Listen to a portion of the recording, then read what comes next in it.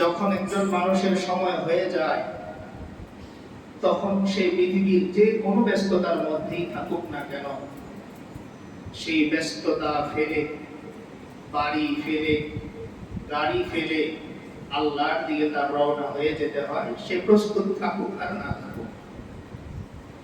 গত সপ্তাহে আমরা আলোচনা করছিলাম যে একজন মানুষের জীবনে যদি সে আল্লাহকে নিজের করে পেতে চায়, আল্লাহর ভালোবাসা সে অর্জন করতে চায়, তাহলে এর জন্য প্রথমে তাকে দুইটি ধাপ অতিক্রম করতে হবে।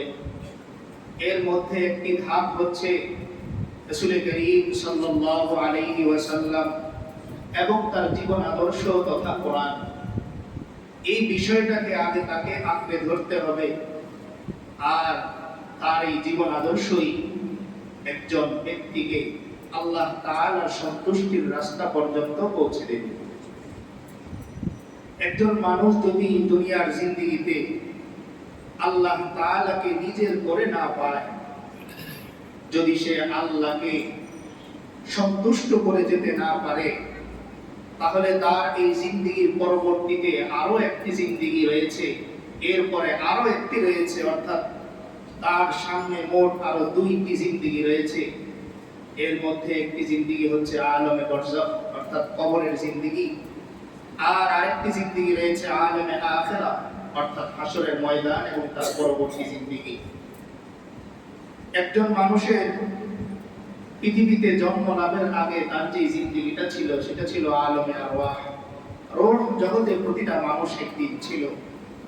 এরপর আল্লাহ তাআলা নিজের নির্বাচন হিসেবে এলাকা ভিত্তিক, দেশ ভিত্তিক, ব্যক্তি ভিত্তিক একজন মানুষকে তার বাবা পরিচয়ে, আরেকজন নারীকে তার মা পরিচয়ে, একজন মানুষকে তার ভাই পরিচয়ে, আরেকজন মানুষকে তার বোন পরিচয়ে আল্লাহ তাআলা একটি পরিবারের মধ্যে তাকে জন্ম দান করেন, আর সেই পরিবারটাকেই সে নিজের আপন বলে মনে করতে থাকে। কিন্তু দুঃখজনক বিষয় হচ্ছে এই যে আল্লাহ তাআলা বান্দাকে সৃষ্টি করার আগেই, পৃথিবীতে আসার আগেই কোরআনে কারীমের মধ্যে এই ঘোষণা দিয়ে রেখেছেন যে ও বান্দা, তুমি একদিন আলমে আরওয়াহতে ছিলে, তোমাকে দুনিয়াতে আমি সাময়িক সময়ের জন্য পাঠাচ্ছি। কেমন সাময়িক সময়ের জন্য? রাসূল করিম সাল্লাল্লাহু আলাইহি ওয়াসাল্লাম পৃথিবীতে একজন মানুষের জীবনকাল, বসবাসকাল কেমন হবে এই চিত্রটা তিনি হাদিসের মধ্যে ইরশাদ করেছেন। রাসূল করিম সাল্লাল্লাহু আলাইহি ওয়াসাল্লাম বলেন, কুন ফিদ দুনিয়া কাআন্নাকা গরীবুন আও আবিরু সাবিল। ও আমার উম্মতেরা, দুনিয়ার এই সামান্য সময়কে তুমি তোমার স্থায়ী জীবন আদর্শ মনে করো না, তোমার স্থায়ী থাকার জায়গা মনে করো না, বরং তুমি দুনিয়াতে এমন ভাবে থাকো যেমন একজন ভিনদেশী অন্য একটি রাষ্ট্রে সে সফর করে 3 মাস, 6 মাস, 1 বছরের জন্য, এরপর সে আবার তার মাতৃভূমিতে ফিরে যায়। একজন মুসাফির যেরকম সফরের জন্য কোথাও সে বের হয়, কিন্তু তার মূল লক্ষ্য থাকে আবার আমার বাড়িতে ফিরতে হবে, ঠিক তেমনি আল্লাহ তাআলাও বান্দাকে জন্মের আগেই এই মেসেজ দিয়ে দিয়েছেন যে ও বান্দা, তোমাকে আমি খানিক সময়ের জন্য, অল্প সময়ের জন্য দুনিয়ার জিন্দেগি দান করতেছি, মনে রেখো একদিন আবার তোমার আমার কাছে ফিরে আসতে হবে। এজন্য একদিকে যেরকম মৃত্যুর ঘোষণা আল্লাহ তাআলা কোরআনে দিয়েছেন, কুল্লু নাফসিন যায়কাতুল মাউত, জীবন পেয়েছো তো আনন্দের কিছু নেই, একদিন তোমার আবার মরতে হবে, আবার আমার কাছে আসতে হবে।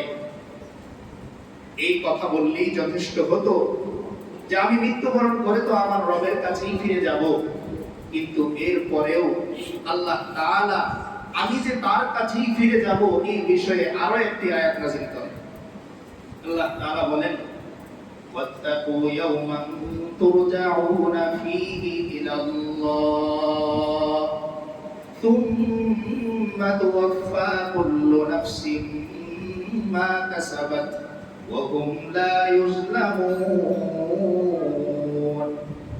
আল্লাহ তাআলা বলেন, ওয়াত্তাকু ইয়াওমান, ও আমার বান্দারা, এমন একটা দিনকে তুমি ভয় করো, এমন একটা সময়কে তুমি ভয় করো, এমন একটা সপ্তাহে তুমি ভয় করো, তুরজাউনা ফীহি ইলাল্লাহ, যেই দিন, যেই সপ্তাহ, যেই মুহূর্তে তোমাকে আমার কাছে ফিরিয়ে আনা হবে।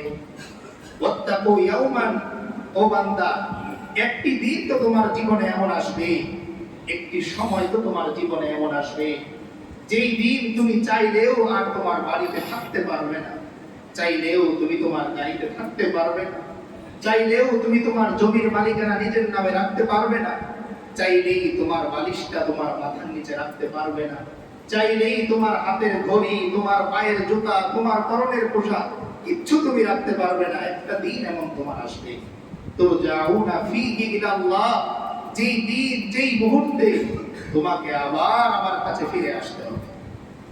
এতটুকুই কি শেষ? এরপরে আল্লাহ তাআলা বলেন, সুম্মা তুওয়াফা কুল্লু নাফসিন মা কাসাবাত ওয়া হুম লা ইউযলামুন। আল্লাহ তাআলা বলেন, ও বান্দা, তুমি আমার কাছে আবার ফিরে আসবে। সুম্মা তুওয়াফা কুল্লু নাফসিন মা কাসাবাত, দুনিয়ার জিন্দেগিতে আমি তোমাকে যতটুকু সময় দান করেছিলাম, এই সময়ের মধ্যে তুমি যা যা করেছো সব কিছুর হিসাব আমি আল্লাহ আবার তোমার নিব। এক একটা সেকেন্ড যে আমাকে আল্লাহ তাআলা দান করেছেন, প্রত্যেকটা সেকেন্ডের হিসেব আমাকে আগে বুঝিয়ে দিতে হবে, এরপর আমার জান্নাত বা জাহান্নামের হিসেব আসবে। আল্লাহ তাআলা আবার বলতেছেন, ওয়াহুম লা ইউযলামুন, ও বান্দা, তোমার হিসেব আমি আল্লাহ এভাবে নিব। দুনিয়ার মানুষ ওজনে কম দেয়, আবার কখনো সম্পর্কের খাতিরে বাড়িয়ে দেয়। আমি আল্লাহ ওজনে তোমাকে কমও দিব না, বাড়িয়ে দিব না। তুমি যতটুকু নেক আমল করেছো ততটুকু সওয়াব আমি তোমাকে দিব, আর যতটুকু অন্যায় তুমি করবে, যতগুলো পাপ তুমি করবে, তার গুনাহও আমি আল্লাহ তোমাকে দিয়ে দিব। তাহলে আমি যে দুনিয়ার এই জিন্দেগি